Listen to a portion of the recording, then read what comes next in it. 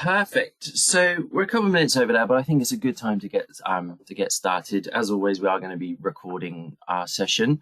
Some of you may be familiar with myself. Obviously, you've been on my masterclasses, but today we are joined by the lovely and a very successful Hellen Ward. So she's going to be going through lots of very interesting things. But any questions, please feel free to drop that across. Hellen, I think that's a perfect place. If there's anything you want to go through yourself, if you want me to move the slides or anything like that, please just let me know. But if you are ready, Hellen, I think everyone else is ready and we are good to get started, if that's okay. That's great. Lovely to be with you, Chris. And thank you for everyone who's here watching. Shall I just start by sort of telling everyone a bit about me for people that don't know me? Yeah. So if we go on to the first slide, that would be great, Chris. Thank you. So otherwise known as Dame Doom. No, that is a joke. Hellen Ward. I am the no, that is my nickname. I am the co-founder of Richard Ward. So I started my own business with my husband Richard in 1992. And we started from nothing, very, very small, and built it up to what is now the largest independent hair and beauty salon in the country. So we employ over 80 people. I say over 80 because obviously it fluctuates with trainees and things. But I am a hairdresser, not a very good one, but back in the day I did my apprenticeship, and my mum's a hairdresser. And so I've got 35 years experience, 37 years actually, in managing salons, because that's the field I went into. We have one salon, just one salon, one space in the middle of Sloane Square in Chelsea. Do come in if ever anyone's in the area, come and say hi. Mystery shop me, please do. And we started up a brush company called Tangle Angel, and we have products in Waitrose. But aside from the business side of things, I'm the vice president of British Association of Women Entrepreneurs, which I love. I'm vice president of the Hair and Beauty Charity, and have been involved in that since 2005. I've just been appointed a member of the Board of Trustees for VTCT, which is the Vocational Training Charitable Trust. There's a lot of things to remember here on this slide.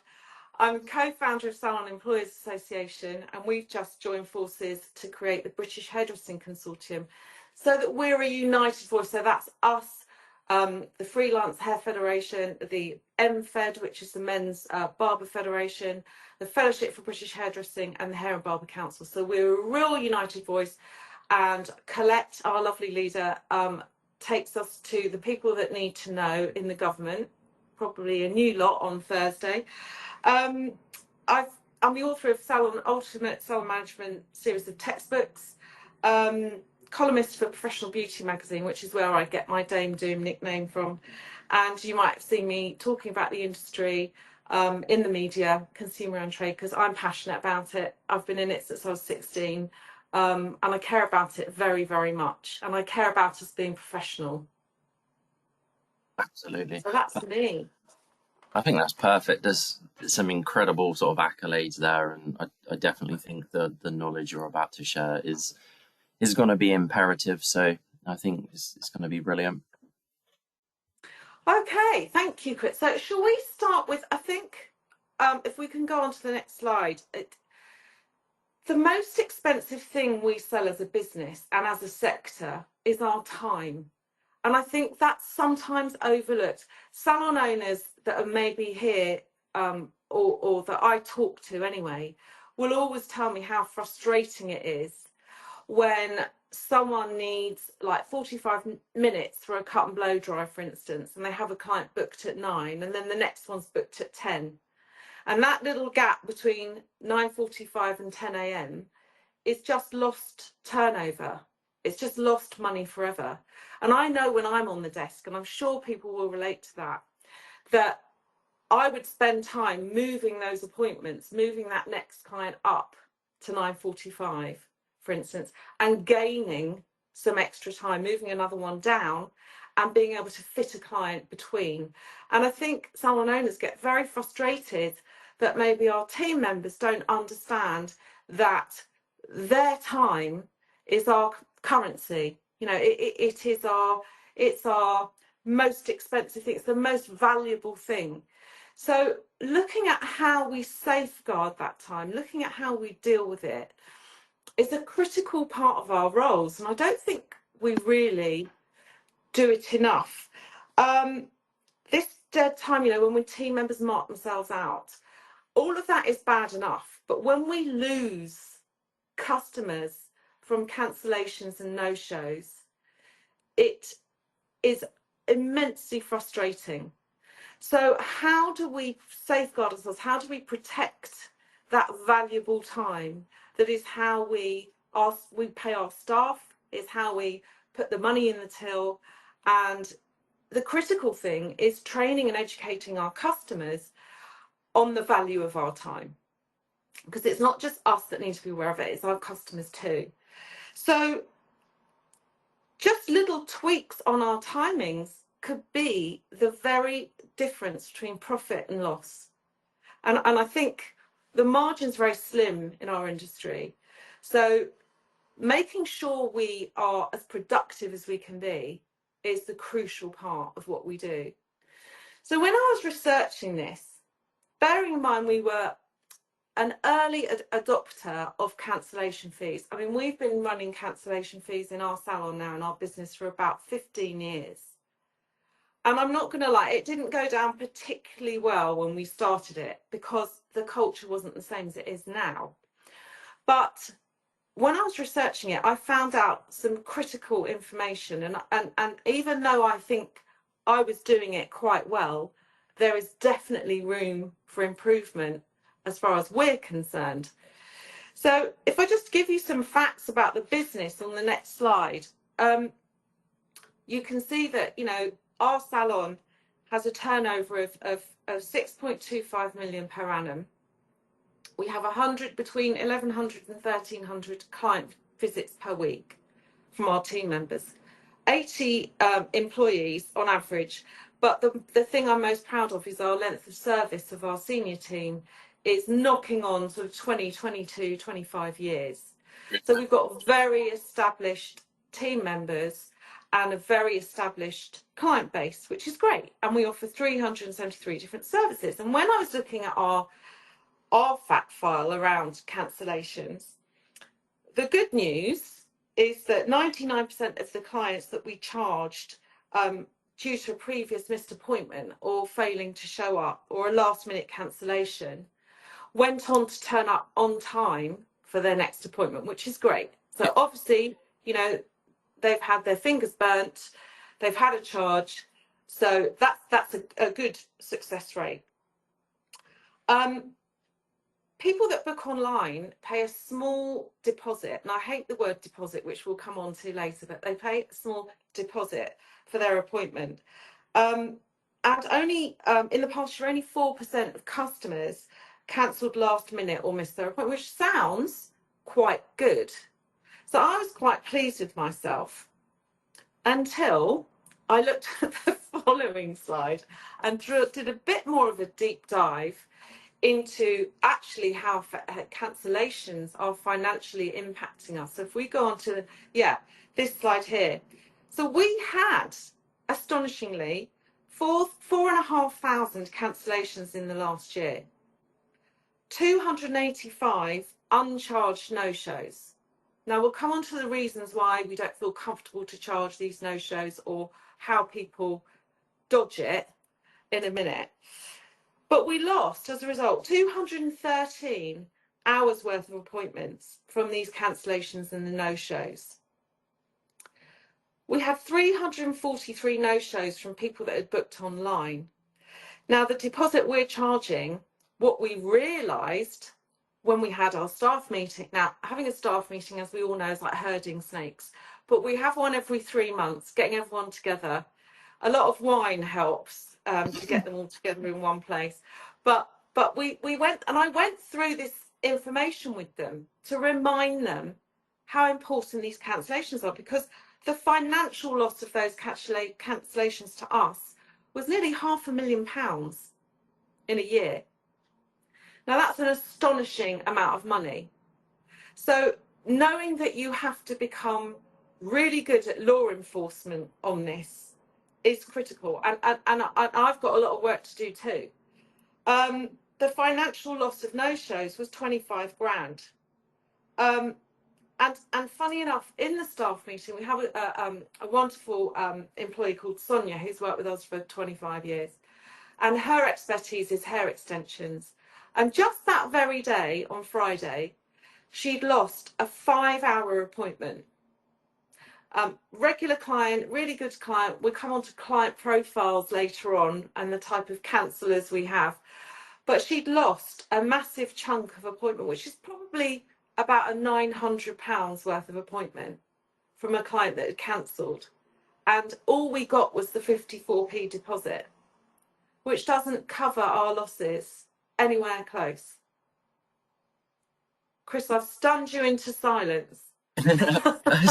It is when you put it like that. You know, if you look at it from a £900 appointment and you get 54p, I mean, just even the sheer magnitude of the difference between 900 and 54p is obviously quite staggering. But when you weigh up what you can get for 54p, not very much in this day and age, but £900 could be, I don't know, a rent or a mortgage or, you know, anything, or a car payment, whatever it may be. So when you really weigh up those magnitudes of what it's costing us as a business or a staff, it really does help to sort of see it laid out like that, for sure. That is, it's horrifying. I mean, the action point that came from that, Chris, actually as a result was that instantly I said, right, any appointment for hair extensions, we want 50% payment up front, whether they're the best client in the universe, because we all have this thing of, oh, well, she was a really good client.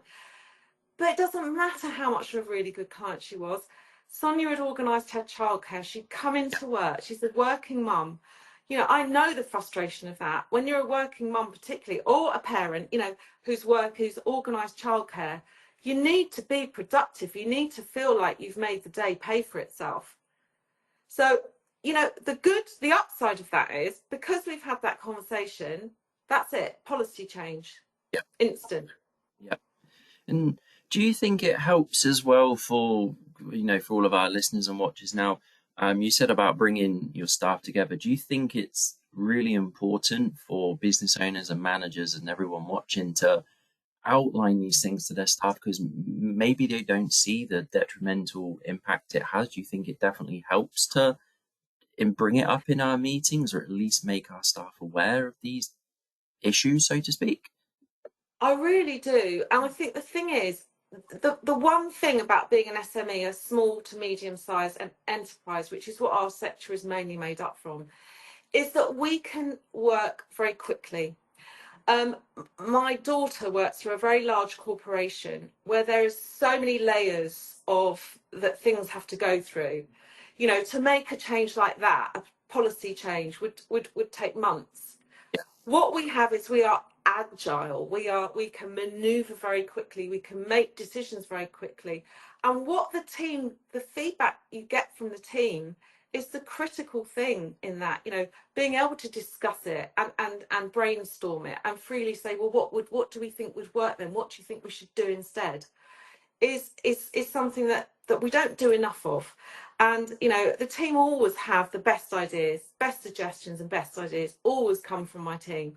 So, yeah, I think it's really important thing. And also reminding them of how important it is to them, because the financial loss, I mean, Sonia's on a commission as an employee. You know, she's lost a good 40% of her income just because the client hasn't turned up on that day.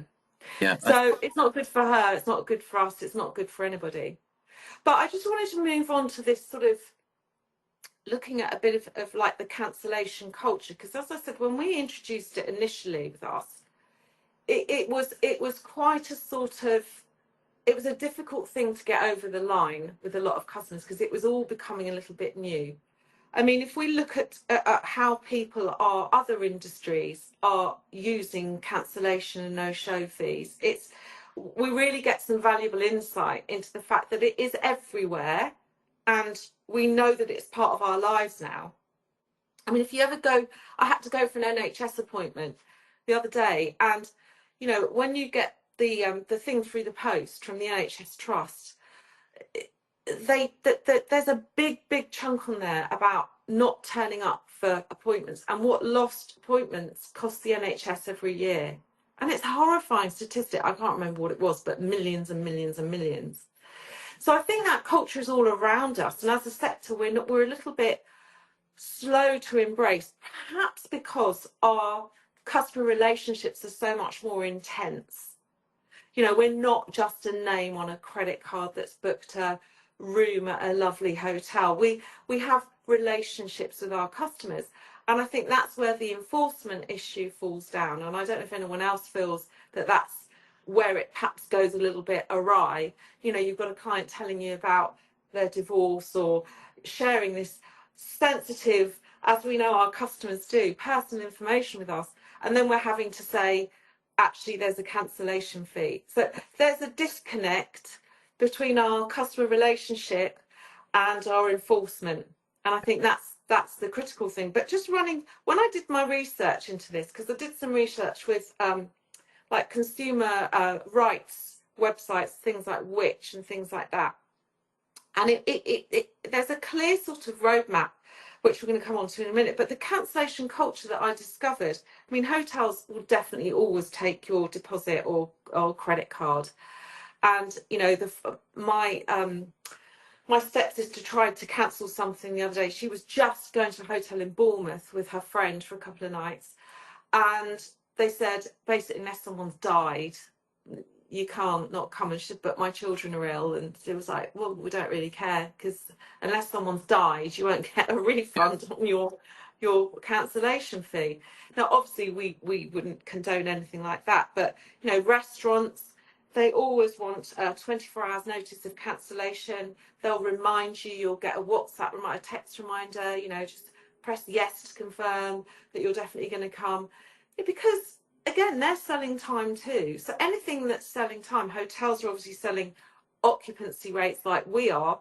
So that hotel room that's not booked that night, that's turnover gone forever. They'll never go back and get that money back. It's gone. And I think during lockdown, that's why our sector was so affected, because, you know, all those sets of highlights that people would have had over the lockdown, the 4 or 5 month lockdown, they couldn't go back and have the 4 sets that they'd missed. They had to come back and have one, and it took 10 times as long because the regrowth was down to their necks, you know. And that's why we did, it was very hard for us in lockdown. But also, like dentists, I mean, I've got some an appointment for some work in October, and I booked this appointment, and my dentist said, you'll have to pay 50% up front. Now, 50% up front, and this was in May, so 6 months he's holding a deposit of mine of 50%. And, you know, who's getting the interest on that? I might not be much, but the principle of it is that dentist feels very comfortable to take that interest off of me for that period of time. You might think I should change dentists. I might agree with you on that one. But even concerts, I was looking at that, and you know, people do. When you buy to go a concert, to go to a gig, you don't get a refund if you can't make it. You might get the ability to sell on your ticket, but you're not going to get a refund on it for whatever reason. You're just not. I mean, we all know as well. I had a girlfriend the other day that was telling me she'd booked a flight, and she'd booked the very early morning flight, so she had a whole day, extra day in the sun. And this was with EasyJet, and then literally a week before, they changed her flight to the evening flight. Yeah. So she could have taken a day off work. She got no compensation for that. And, you know, even if you cancel, they can charge you. Even if you say you're not going, you can still get charged an admin fee for not turning up for the flight. So this culture is all around us. And I think we need to be a little bit more mercenary about how we embrace it ourselves. I mean, Jim, a girlfriend of mine, was saying that she goes to this gym class and she can't go to the class that she's booked for, and they cannot fill the space. And this is the important thing, they can't fill the space. Then she will just get charged for that class. Workmen are starting to say, right, because they sell time as well. Plumbers, electricians, you know, if you're not in and you book through a big organisation, they will charge you a fee if you suddenly last minute tell them you don't need them. They will charge a fee because they're selling time too.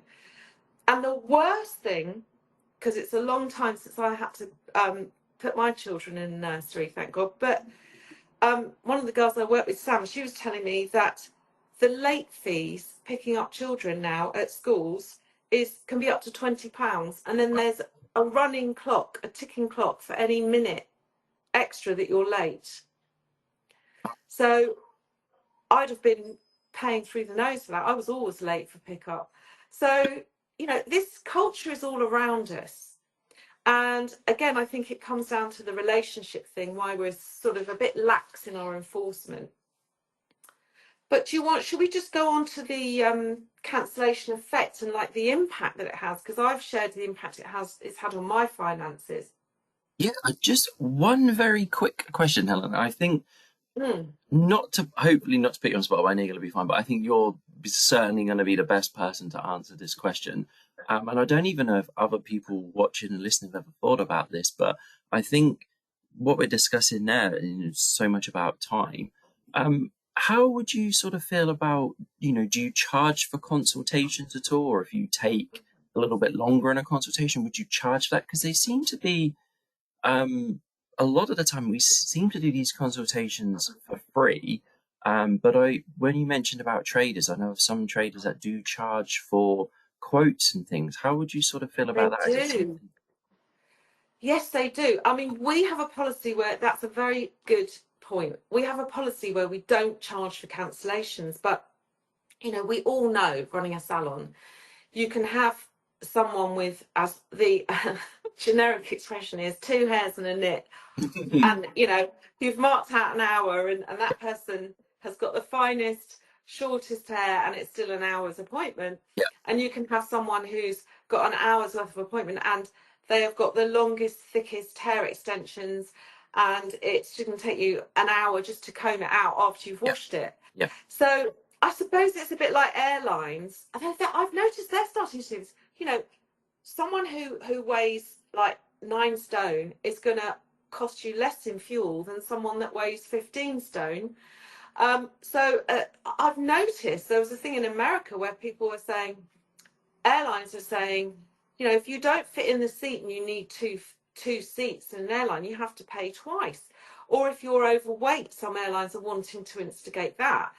I do think we've got to suck it up a little bit, that some people will take you longer and some people will take you less time, and it's making the value of the appointment equate to the same sort of thing. But we do have a rule where if someone has extra long hair or hair extensions, we have the right to charge a bit more money discretionally. But I think with the consultation thing, if you have a lot of people not, because consultations can take, as you say, a good 20 minutes. And now with patch testing, if you have to patch test them as well, allergy alert test them, they have to come in for the consultation, they have to come in for the allergy alert test. And you could spend 20 minutes on that and never get that time back again. We tend to book those consultations at the end of the day in the dead space, what we call the dead zone, when everyone's sort of doing their last clients, and we tend to do it then. But one thing I have thought about exploring is making services like that redeemable on the appointment. Okay. So you pay like a 15-minute, a £15 charge, whatever, but it's redeemable when you actually come in. So when you come in for your appointment, you get the £15 off the bill. And I think that would tend to be the way I would work it if I was going to do it at all. And it may be a thing that we have to explore, charging for cancellations in the time of patch test, allergy alert testing. But that would be a way around that, I think. What do you think of that idea? Perfect. That's really good. It's something I don't personally get asked a great deal, just purely because I think the culture is that consultation is free, and maybe that's what we've always ran with. But it did make me think over the last couple of months when I hear more traders in particular talking about quotes, maybe because they've got to travel there and insurance and missed things. But at the same time, as you were saying, Helen, if we're taking 20 minutes, we could be doing, I don't know, like maybe a fringe trim, or whatever it may be, or half of a gents cut, so to speak. But it's still that time, isn't it? And they may never come back, and you've wasted all that time and knowledge, Exactly. and they've just gone, oh And no, it's funny you bring up fringe trims, because we just recently had an issue with that as well. Of people, coming in. We do complimentary fringe trims within 6 weeks of the original yes, cut. But people are quite wily. There's a cost of living crisis on, as we know, and people are sort of stretching it, and it might be 8 weeks, 10 weeks. Well, no, not really. And then they're, oh well, I can't get in to see Tommy, who did my original haircut, so can I have it with somebody else? Well, no, not really. So I think we do need to be quite stringent. And builders doing quotes and things, that takes an inordinate amount of time to measure things up and whatever. Just like when we do allergy alert tests, we still have to mix up some tin, some oxidant, sometimes oxidant with it as well, and go through all of that rigmarole. So yeah, and then someone doesn't turn up, it's annoying. But let's look at the cancellation effect. And I think, we start with the financial one, that the businesses still incur all their costs. Whether I fill that white space or not, I've still got to pay the rent. I've still got to pay wages. I've still got to pay my stock bill. I've still got to pay business rates, which, thank heavens, at the moment are lower than they would normally be, whether the appointment is filled or not. So it's those overheads that we have to meet. And that's why, yes, it's tempting to be a softie on this, but the overheads are still there. Whether that customer turns up or not, the overheads are there. So we need to be really, really clear about that. But also the effect I was just saying on the team, but my team are commission based. We've always had commission related pay. So if they lose an appointment, if they lose turnover, they actually feel that straight away in their pocket. They're not on, basic salaries where it doesn't matter whether they fill their white space or not. They're just as eager as I am to fill the white space. But also, if that customer doesn't show and has to go to another team member, or they're a latecomer, then the possibility is that they might then switch to that other team member. So we need to really educate our customers. Now, we had a girl that used to work with us called Shari. She was amazing, and she was a colour technician, and her day ran like she had a clipboard, and she'd have her glasses on and she'd look at her column and she'd be working it all out. And if one customer was 5 minutes late, she would be mortified, because she would say to that customer, I cannot now give you the service that I need to give you. I'm going to have to compromise your service, you'll compromise your experience. And the way she handled her clientele and the enforcement of this constantly meant that she didn't get any cancellations. She got no latecomers. She got no no-shows. And her day ran like clockwork. She would not tolerate anyone being late.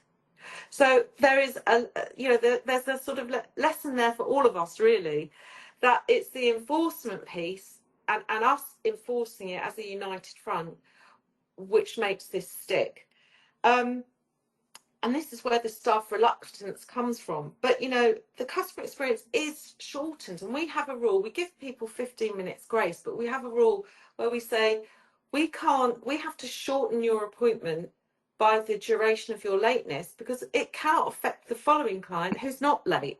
yeah, And that's the critical thing. Because if you start, oh well, I'll still get a full head in, I'll still do a half head even though they're 15 minutes late, and then you're running late for the next customer. Why should that customer have their experience compromised in a way? So I think the enforcement thing is the real thing. And also just I'm going around anti-clockwise on my circle, but the compliance issue, making sure you are able to take telephone payments when the card holder isn't present.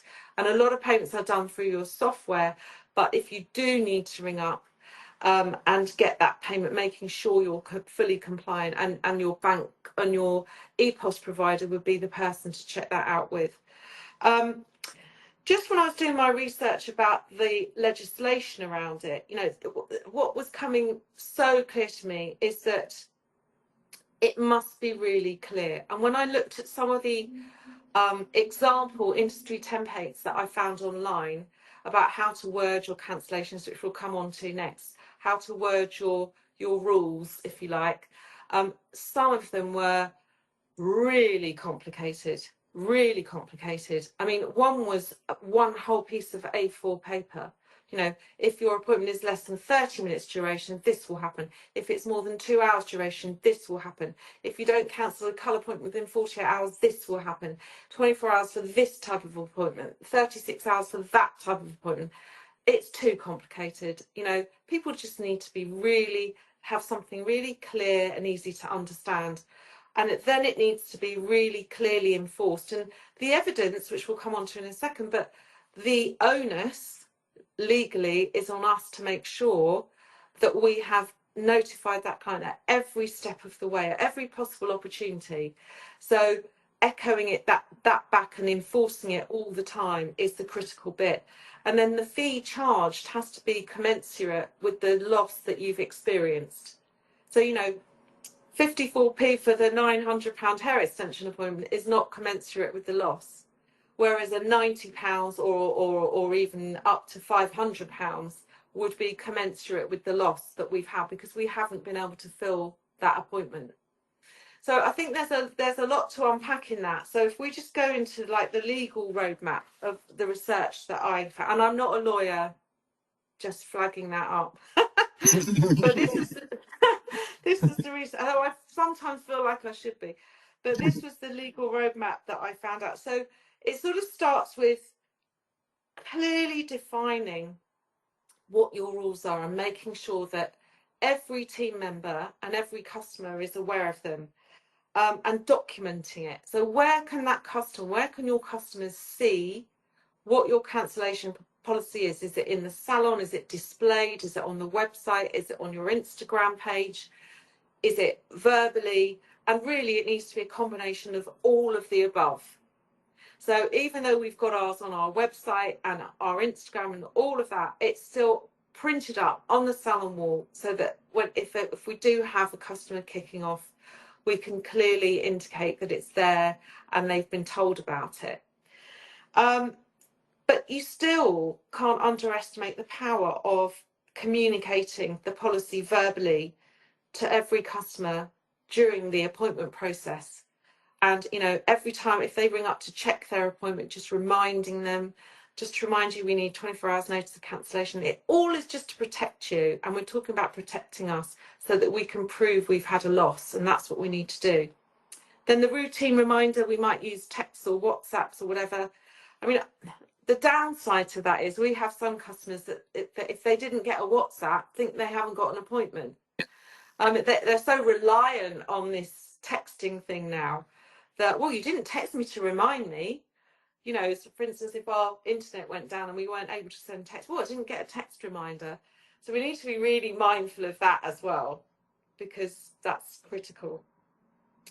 And then I think it's just trying to be quite flexible about rescheduling options. So we've tried to do our best to meet the customer's needs, you know, but enforcing it really fairly across all the clients and trying to, I think the onus is on the business to try and mitigate their losses, you know, to prove that they've done everything they can to not have that loss in the first place. So you do really need to get this clear, and it doesn't need to be complicated. It just needs to be, this is the rule, we stick to the rule. There are discretionary examples where you might not charge, but they are at your discretion. But for the majority of customers, they will think that rule is being totally and fairly enforced across every appointment.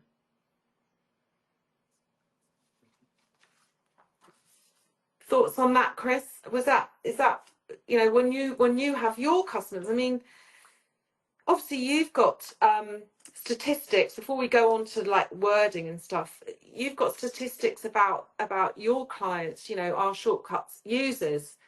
And didn't you do some research recently? Yes, we did. Bear with me 1 second.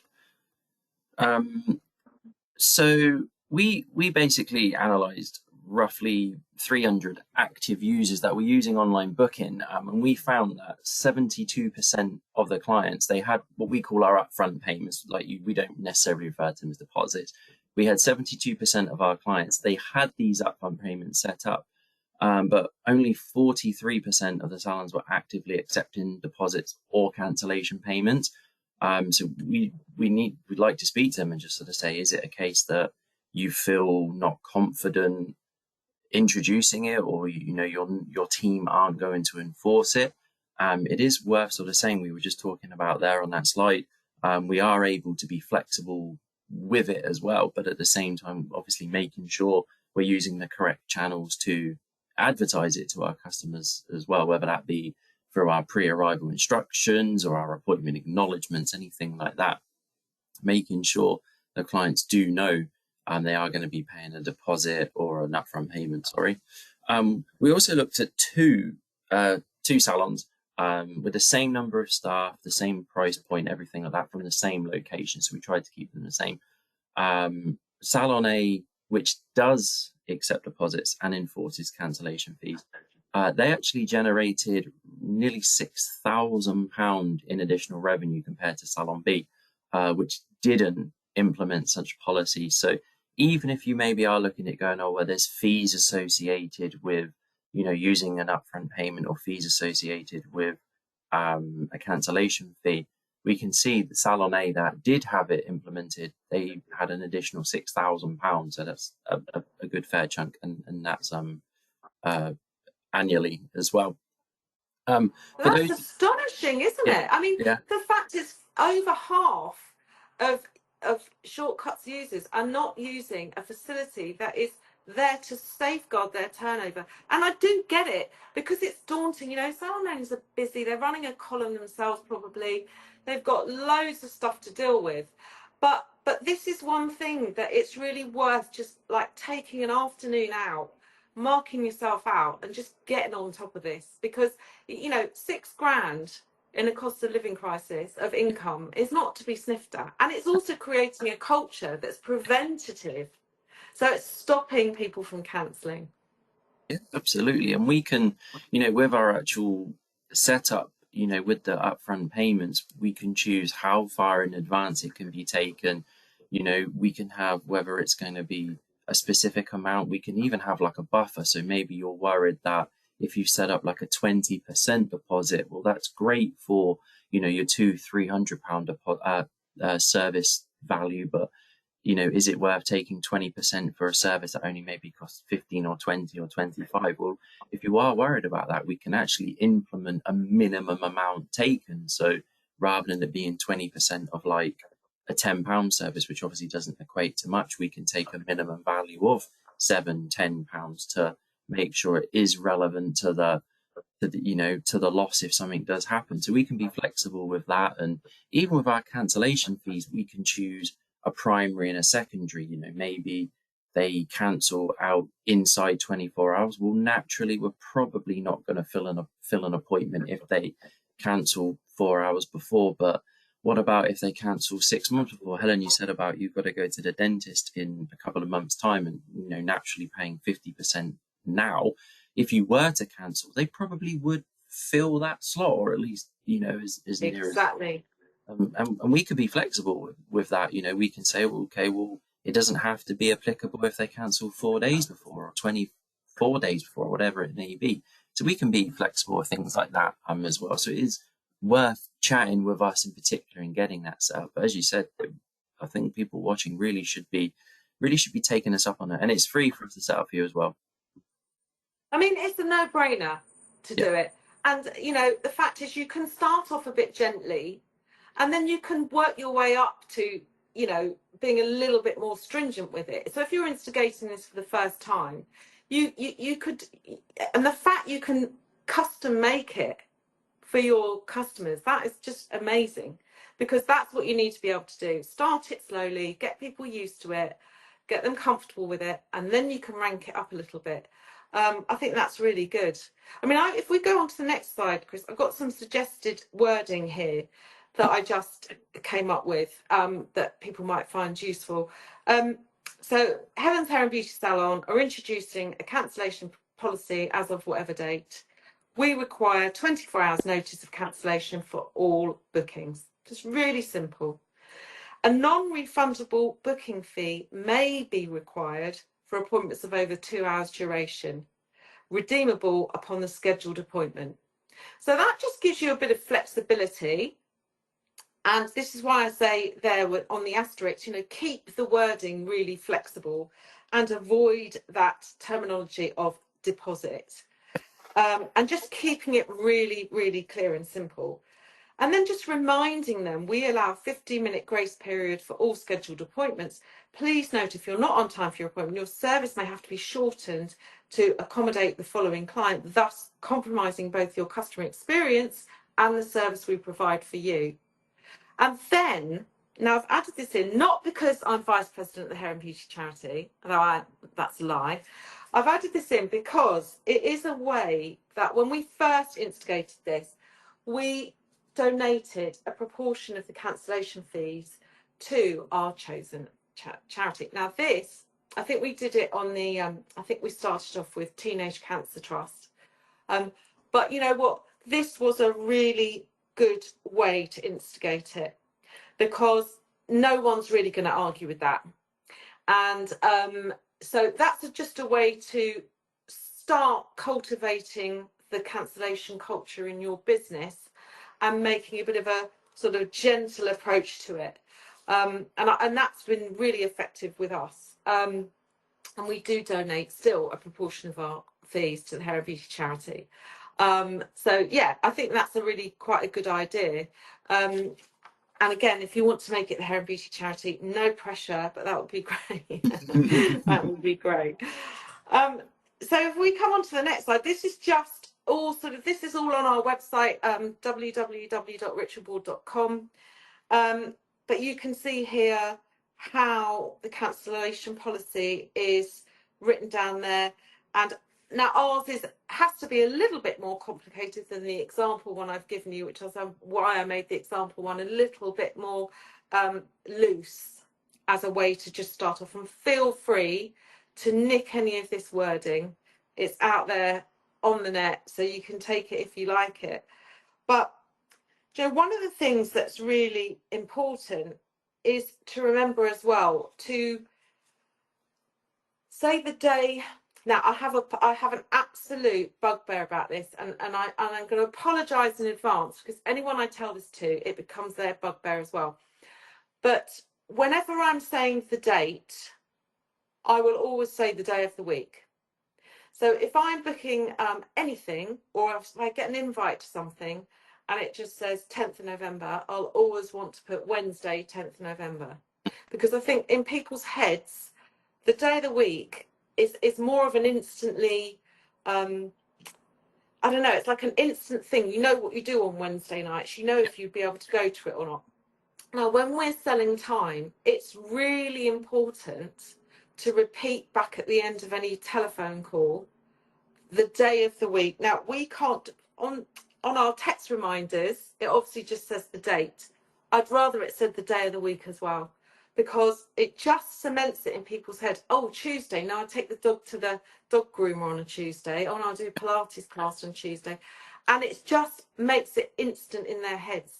And what we want to do, we want to be as preventative as possible. We want to stop people from cancelling. We want to make it as you know, bulletproof as we possibly can.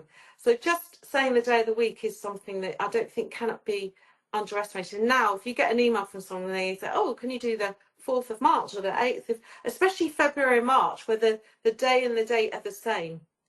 So February the, you know, 12th, Wednesday the 12th of February is this Wednesday the 12th of March, they're the same. So it's a recipe for disaster, February and March. Yeah. I'm going to give you a thing about that now. Sorry, I apologise in advance. But it's my policy. So So just to probably recap on the policy, the key policy points, before we look at our sort of client profiles of our counsellors. Just if we can move on to the next slide, the most important thing I think is to utilise your software properly. You know, we have this facility for notes, and none of us use it enough. You know, that is where you can, if you want to do a 3 strikes rule where you tell someone 3 times about, you know, not turning up, and then the 4th time you charge because they might be a good client, you're going to have to keep a note of those 3 strikes somewhere. So on the notes, it's really good just to look at an alert and see, you know, Belinda told this lady, she cancelled at the last minute. Gavin told her again, and it happened again. Aaron told her the 3rd time. So no, you know, you can then come back and say, you know, we did tell you, Belinda told you on the so-and-so date, Aaron told you on the so-and-so date, Gavin told you on the so-and-so date. It's just ammunition for you. So the 3 strikes policy, I think, is for really good clients is a good thing to do. But remember, the onus is on you to legally prove that the customer was fully informed. Now, I'm going to share with you, but when I was doing the research, if you do charge someone a cancellation fee and then you fill the slot, technically, you don't have a loss.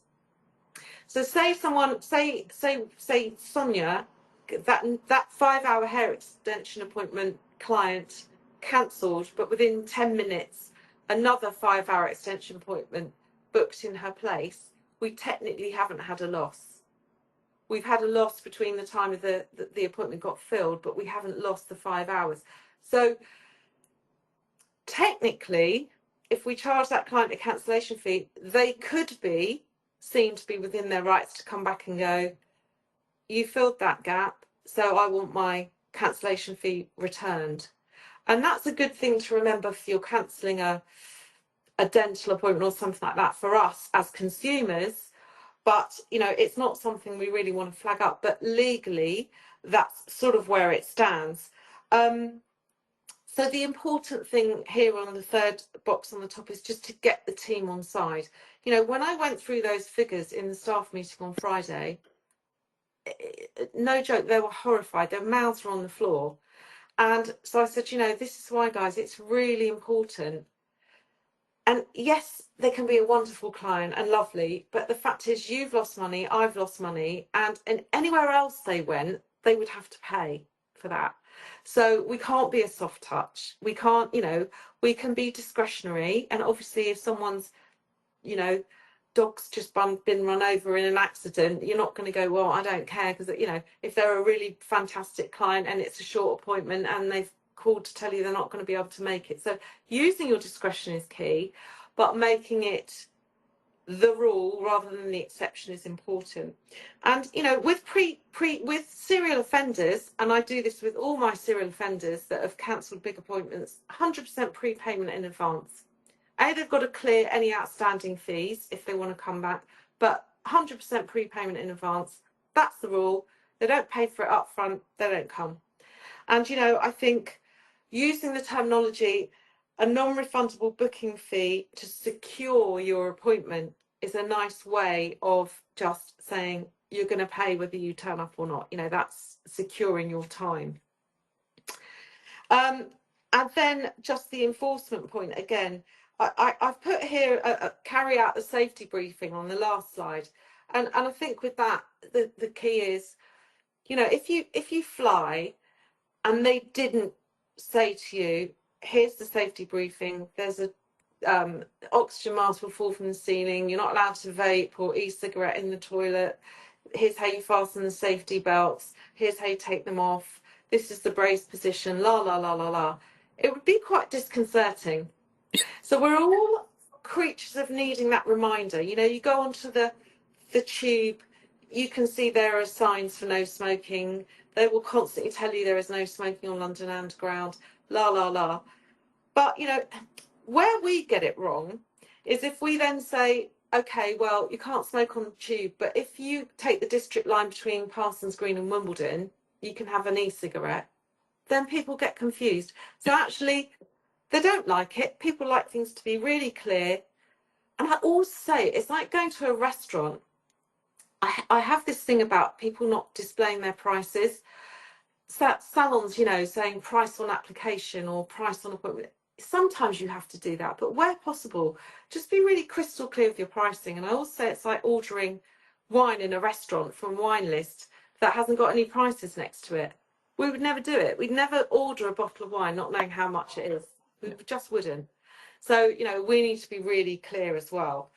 And then I think we just got time to go through our sort of client profiles.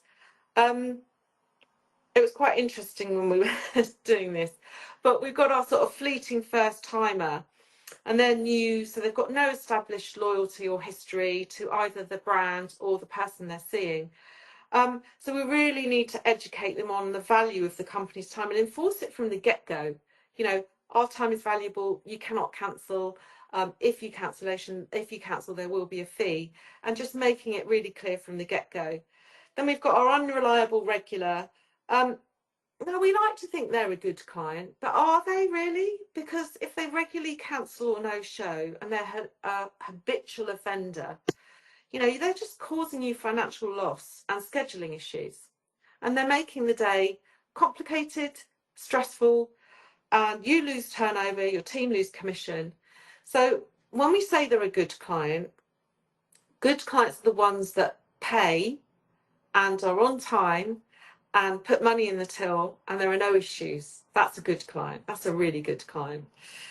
But we have our delayed devotees as well, you know, the ones that are sort of consistently late. And they're the ones that will then say, oh, you know, my colour's not quite right, or I didn't get enough care and attention.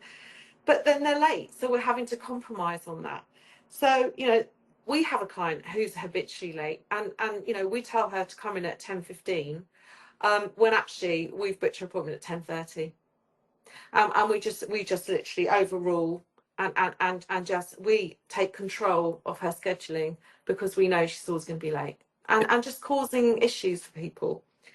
And then we have our faithful favourite, you know, and these are the ones where you would use your discretion if there was a fee, and make sure that you're not, you know, you don't want to upset anybody if they're really a really good paying customer and they have the odd blip. They're not the ones that we need to address. So I just wanted to sort of finish with this quote, time is money. But, you know, time is money, especially for us and our sector and how we earn our income and how we put our money in the till. But wasted time means wasted money, means trouble at the end of the day.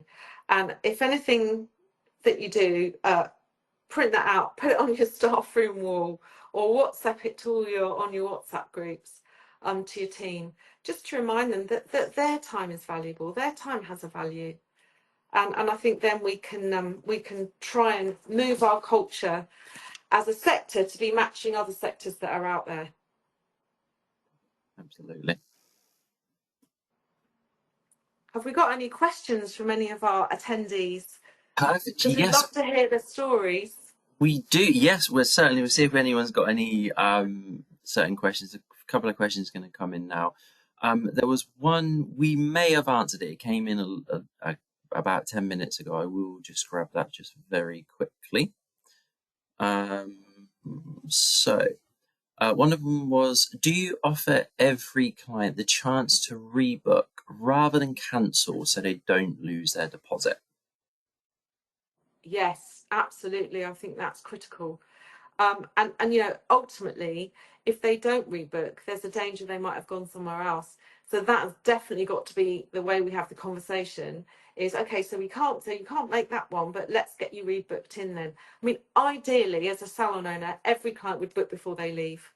You know, that's what we want. We have a wonderful guy that works with us called David, and his column is always fully booked 6 weeks ahead because everyone that is in today, and you know, a big issue in our industry is the length of time between appointments and that becoming longer and longer and longer.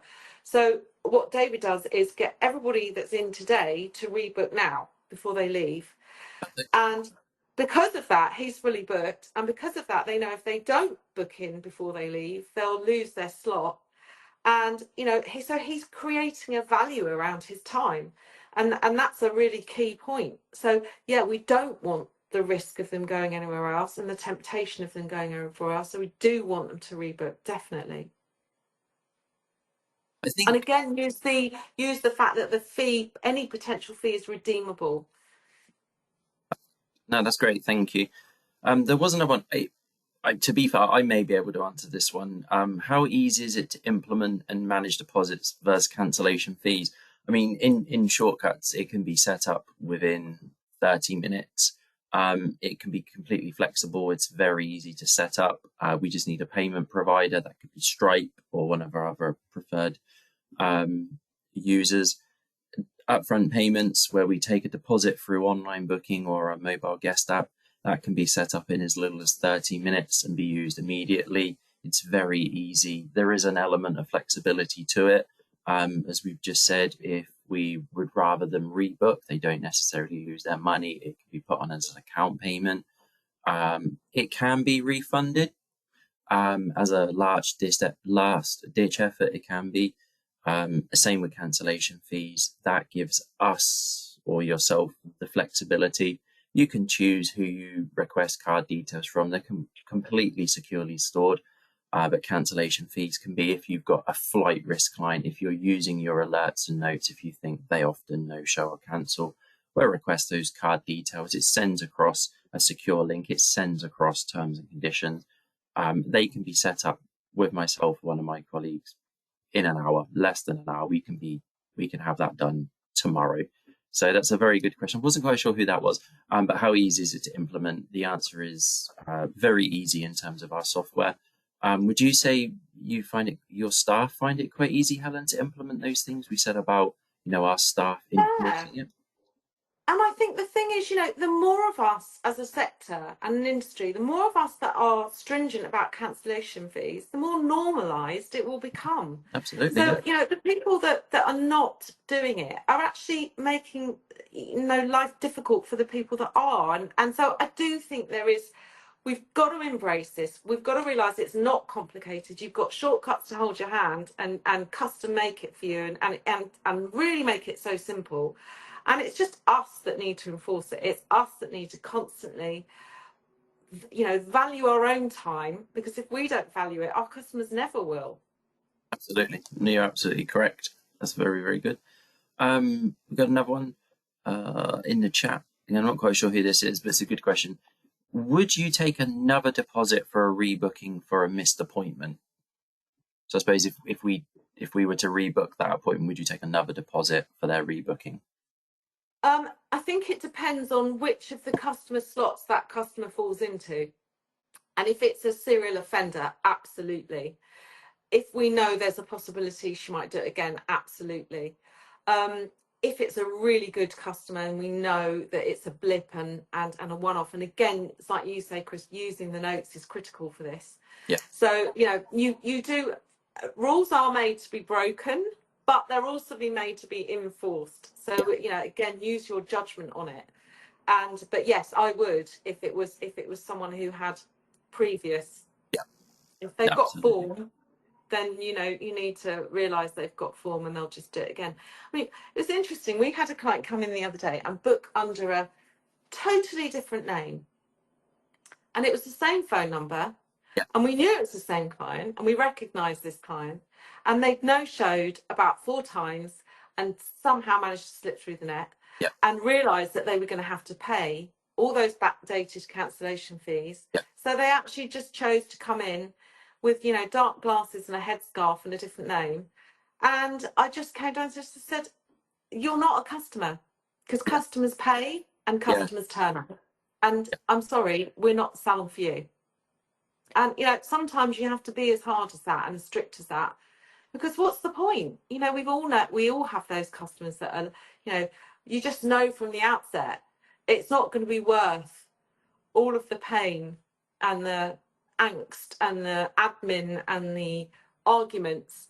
So yeah, just called her out on it, and it was quite amusing. I think that's an excellent point because we were going to talk. I was going to say, what do we do about, these clients that use a different name to get around it? I've certainly had it.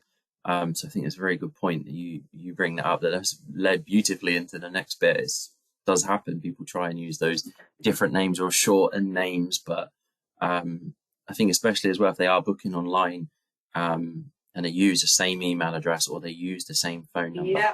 we're going to pick up on that as well. It's going to bring that information up and they are going to say that are already a client. So if anyone is watching thinking, oh, when they do that online, are they going to try and skirt around it? And same things as well. We've got, fail safe options. You can't enter a false card and things like that. It will have to be a Yeah. legitimate card, because we know people are going to try and use a false card or one that's expired. We take care of all of that as well. So you haven't got to worry about them popping in a dodgy card. It has to be, I did it, fun enough, I did it myself. Yes, I was trying to do a deposit and I input the one wrong number and it said, this isn't a card. And I thought, well, it is, it's my card. And I looked at it and I'd got that one number wrong. And I was like, oh, so that's how secure that can be. So, And Chris, it's interesting because we always think about how tech can really help us as a sector when what we do is all in our hands and it's all customer relationships. But that's exactly how tech can help us. yeah, And the facility, the fact that shortcuts will track that and will know straight away. So we've got to embrace the bits of tech that we can embrace because we can't, thank God, use AI to do a haircut, and nor do we want to. absolutely. So what we do need to do is just value ourselves, and I think this is what this is about. So I do hope today has encouraged some of those people that haven't embraced the cancellation policy and given them a bit of confidence that it is the way forward, it is the right thing to do. People do expect it, and if they're they'd be lying to you if they said they didn't and they were mortified about it, because it is seeping into every part of our lives. So we do need to embrace it, and it's beneficial to us. It's only going to be a good thing. Absolutely. And as we, I think I shared a couple of facts. It was just that one salon that were £6,000 revenue. I mean, imagine more what that could be. And there's obviously, that was just two salons we just purely spoke to. There could be many, many hundreds more like that. So for those of you watching, it certainly does show that, you will be making more money once our staff are enforcing certain things and everything like that. So I think, as you said, Helen, we should be moving it forward as an industry like other industries are. We should be pushing it forward as well and make it part of our culture for sure. Absolutely. Hairdressing does not have to be the poor relation all the time. We are a business. We're here to make money. We don't have to apologise for that. Just because we're providing a very transactional service that has an emotional connection, we still are a business and we still need to make money. I've got another question. So sorry, I've got a couple come in at once. So I think this is more for me. So if you get them to rebook when they try and cancel, does the original deposit transfer over? With our upfront payments, if a client rebooks or they try and cancel, you can transfer the original deposit over if that's part of your policy and at your discretion. That literally can happen with the software, if you want to. But I suppose bear in mind that you may not be able to fulfill that original appointment. As we said, if they have rebooked, you may not be able to rebook it. So is it just as good as a no-show, so to speak? It could be if they may rebook, but if they did it 3 minutes before they're due in, that appointment's still being lost. So obviously do bear that in mind, I would imagine. Absolutely right. This is a very, very good question. We had a client last week who went off for 15 minutes to do a work call. Would you reduce their appointment time, like the last clients, I suppose, if they've wandered off halfway through? I think if you had a client following, I would, because I wouldn't want to compromise the next customer's appointment. If you didn't, then I would absolutely have a word with that client and say, on this occasion, you're fortunate because I haven't got a client immediately after you. But if you had to do that again, I would have to compromise your appointment. I would have to put less highlights in. I'd have to shortcut the service, pardon the pun, Chris, Yeah. somehow to fit you in.